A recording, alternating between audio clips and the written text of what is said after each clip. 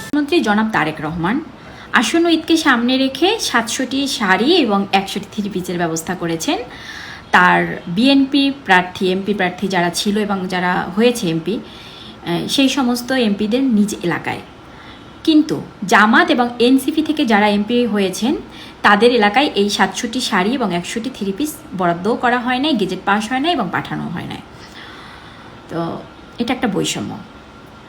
আজকে যারা ফ্যাসিস্টের আমলে ফ্যাসিস্টের সাপোর্ট করেছে, যারা আওয়ামী লীগ করেছে সোজা কথা, তারা তো এই দেশে এখন আছে, তাদেরকে তো নিয়ে শেখ হাসিনা চলে যায় না।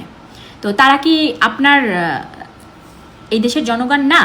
তাদের প্রধানমন্ত্রী কি আপনি না? যারা জামাত করে তাদের প্রধানমন্ত্রী কি আপনি তারেক রহমান না? যারা এনসিপি করে তাদের প্রধানমন্ত্রী কি আপনি না? এদেশের প্রত্যেকটা শ্রেণীর প্রধানমন্ত্রী তো আপনি কেন বৈষম্য করবেন? মানুষ তো ব্যক্তি হিসেবে যে যার জায়গা থেকে এক একজনের এক একটা দল পছন্দ থাকতেই পারে, কিন্তু আপনি একজন প্রধানমন্ত্রী হয়ে যদি এই দেশের জনগণের সাথে এই তফাৎটা করেন, এই পার্থক্যটা করেন, এটা তো একটা মারাত্মক বৈষম্য। এটা থেকে প্রমাণিত হয় আপনি খুবই ছোট মন মানসিকতার পরিচয় দিয়েছেন, এবং এটা ধর্মীয়ভাবে যদি বলেন আর সামাজিকভাবেও যদি বলেন, সব দিক থেকেই খুবই ছোট মেন্টালিটির পরিচয় দিয়েছেন। এবং ধর্মীয়ভাবে তো একটা অন্যায়, পাপ। কারণ ধর্মীয়ভাবে যদি আপনি চিন্তা করেন, যারা এইভাবে বৈষম্যর সৃষ্টি করে তাদেরকে মূলত আপনার বলা হয় জালিম, তাদেরকে মূলত বলা হয় ফাসিক, তাদেরকে মূলত বলা হয় আপনার মুনাফিক।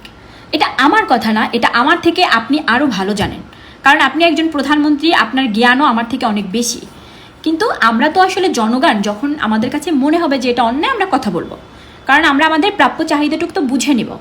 হ্যাঁ, এখন ওই দেশে ওইখানে জামাত এমপি হয়েছে, সে আপনার দলের না, কিন্তু ওইখানের জনগণ তো আপনার। ওইখানে এনসিপি প্রার্থী হয়েছে, সে আপনার দলের না, কিন্তু ওইখানের জনগণ তো আপনার, ওখানে তো আপনার দলের লোকজন আছে। তাহলে এই বৈষম্য কেন? তো এখানে আমি যদি আরও একটু বলি, সেটা হলো ইসলামের মূল শিক্ষা হলো সমতা এবং ন্যায় বিচার। এবং কোরআনে স্পষ্ট করে বলা হয়েছে মানুষের মর্যাদা হলো গিয়ে জাতি, ধর্ম, বর্ণ, ক্ষমতা এগুলো দিয়ে নয়, বরং তাকওয়া, সৎ চরিত্র দিয়ে নির্ধারিত হয়, যে মানুষের সাথে মানুষের বৈষম্য করবে না। তারপরে আপনি যদি হজরত মোহাম্মদ সাল্লাল্লাহু আলাইহি সাল্লামের কথা চিন্তা করেন, বিদায় হজের সময় তার ভাষণে কিন্তু সে বলেছিলেন যে আরবের উপরে বা অনারবের বা এরকমের যারা আছে, সাদার উপরে কালা, কোনো শ্রেষ্ঠত্ব নাই, শুধু তাকওয়া ছাড়া। আমার এই আরব বা অনারবদের মধ্যে আমার কোনো বৈষম্য থাকবে না। তো আপনি একজন প্রধানমন্ত্রী, আপনি কেন বৈষম্য করবেন? এরপরে যদি মানবিকভাবে চিন্তা করি, আজকে দেখেন মানবিকভাবে আপনি এদের এইখানে জনগণকে আপনি এই 700টি শাড়ি, 100টি থ্রি পিসের সংখ্যায় কম, তাও দিলেন না আপনি। অথচ আপনি পাঠালে বিষয়টা অন্যরকম সুন্দর হইতো, গণতান্ত্রিক দেশ, সবাই খুশি হইতো। আপনি কি এখন এই যারা আপনার দলের না, আপনি কি এই দেশ থেকে তাদেরকে সবাইকে ওই শেখ হাসিনার মতো পাঠাই দেবেন দেশ ছেড়া? তাহলে সেরকম একটা সিদ্ধান্ত নেন, এইভাবে বৈষম্য না করে।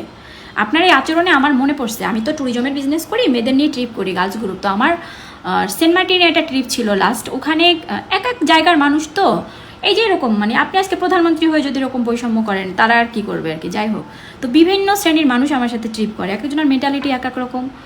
যেমন টাকা হলে যেমন মানুষের ক্লাস হয় না, তো আমি আসলে ট্রাভেলের বিজনেস দিয়ে অনেক মানুষের সাথে মিশতে মিশতে আমার এরকম একটা অভিজ্ঞতা হয়েছে।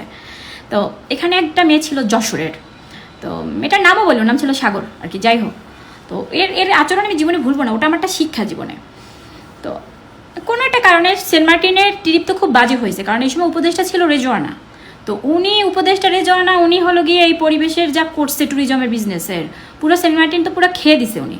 আপনার যাতায়াত থেকে শুরু করে ওখানে হোটেল, যা পুরো সার্ভিস খারাপ ছিল। মানে যারা সেন্ট মার্টিন ট্রিপ করেছে তারা সবাই জানে, আমার থেকে আরও ভালো জানে, কারণ আমি তো একটা ট্রিপ করছি মাত্র। ওই একটা ট্রিপ করেই আমি শেষ। আমি মানে ওখানে আমি কান ধরেছি, মানে যে পরিবেশ পরিস্থিতির সৃষ্টি হয়েছে। তো যেহেতু আমি সার্ভিস খারাপ দিছি, আমার তো ক্লায়েন্ট দুইটা কথা শোনাবে, সেটা আলাদা জিনিস। কিন্তু কথা শোনানোর মধ্যেও তো পার্থক্য আছে কিছু জিনিস। তার মধ্যে আমার একটা ক্লায়েন্ট আমাকে একটা ব্যাগ গিফট দিয়েছিল। তো ওই যে মেয়েটার কথা বললাম, যশোরের সাগর, ওই ব্যাগ গিফট দিছে। এখন ওই যে দিছে তাকে বলতেছে, মানে আমার সার্ভিস তো খারাপ হয়েছে বা আমার সাথে তার একটা ক্লাস হয়েছে, এখন এই ক্লাস হয়েছে যেহেতু, এখন তাহলে আমার ব্যাগটা ফেরত নিক, আমাকে গিফট দিছে ওটা ফেরত নিয়ে যাক। আমার আজকে আপনার এই আচরণটা দেখে আমার একদম ওই সাগরের কথা মনে পড়ছে। মানে ওর মেন্টালিটি বুঝেন তাইলে, যে আমাকে ব্যাগ গিফট দিছে আর একজন, ও তাকে বলে ফেরত নিয়ে দিতে, তার মেন্টালিটি বুঝেন। তো যাই হোক, আমরা আশা করব এরকম বৈষম্য আপনি কারোর সাথে করবেন না। আপনি এদেশের সবার প্রধানমন্ত্রী। আমরা চাই আপনি জনগণের হয়ে কাজ করেন, আপনি শুধু বিএনপির হয়ে কাজ না করেন। দলকানা হয়েন না, দেশকানা হন, দেশকে ভালোবাসেন, দেশের মানুষকে ভালোবাসেন। আওয়ামী লীগ না, বিএনপি না, জামাত না, এনসিপি না, আপনার কাছে সমস্ত মানুষ আপনি হলেন এই সমস্ত নাগরিকের দায়িত্বে আপনাকে আল্লাহ বসাইছে, আপনাকে আল্লাহ সম্মান দিয়েছে, আপনি আপনার সম্মান ধরে রাখেন। Assalamu alaikum. Good evening, ladies and gentlemen. যথারীতি ভিডিওর সাবজেক্ট হচ্ছে ইরান ইসরায়েল যুদ্ধ। এই যুদ্ধের the war entered into the third week, অর্থাৎ তৃতীয় সপ্তাহের যুদ্ধ মানে অবতীর্ণ হয়েছে। এবং আগেই বলেছি যে এই যুদ্ধে এখন পর্যন্ত সবচেয়ে মিটিগেটিং ফ্যাক্টর বা সবচেয়ে বড় যে নায়ক তার নাম হচ্ছে হরমুজ প্রণালী বা হরমুজ স্ট্রেইট, অর্থাৎ হরমুজ যার যুদ্ধ তার, that is a বাটম line. So এবং এটা নিয়ে চলছে এখন সব ধরনের মানে আপনার আলোচনা, বা হরমুজটাকে কিভাবে নিয়ন্ত্রণ করা যায়, বা হরমুজের প্রণালীর মধ্য দিয়ে নিরাপদে এই জ্বালানি আপনার বাহী তেলগুলা ট্যাঙ্কারগুলা বা জাহাজগুলাকে শিপসগুলা কিভাবে মানে এখানে নিরাপদে এখানে পাস করার ব্যবস্থা করা যায়, এটাই এখন সবচেয়ে আলোচনার বিষয়। সো কনসিকুয়েন্টলি প্রেসিডেন্ট ট্রাম্প আজকে বিশ্ববিজিত অ্যালাইজ আছেন, সবাইকে বলেছেন যে হেল্প করার জন্য, come forward to help him. এবং at the same time G7 যে আজকে মানে যে আলোচনা, যে বর্তমানে যে মানে সামিট চলছে, সেখানে আগে G8 ছিল রাশিয়াকে বাদ দেওয়ার পরে, এখন এটা হচ্ছে G7, ladies and gentleman. So এই যে উনি আবেদন বা আহ্বান জানিয়েছেন, is it going to work? So let me lay out my perspective in regards to that process or idea, ladies and gentlemen. For example, উনি বলেছেন যে মানে এসকর্টশিপ দিয়ে মানে আপনারা উনি বা marine 2,500 মেরিনস on the way to Middle East, and probably আমি জানি না এটাকে ফিজিক্যাল ডিপ্লয়মেন্ট হবে কিনা Hormuz প্রণালীতে, but this is the talking point, ladies and gentlemen. But let me put it aside and let's get to the main point. For example, ধরেন উনি বলছেন যে এসকর্টশিপ দিয়ে এখানে মানে আপাতত এই আপনার সমস্যার সমাধান হবে। এবং G7 এর যারা আছে তারা বলছেন যে যদি পরিস্থিতি উন্নতি হয় আমরা এসকর্টশিপ দিতে রাজি আছি। দেখেন মানে পয়েন্ট হলো যদি পরিস্থিতি বা মানে নিরাপত্তার মানে উন্নতি হয় সেখানে।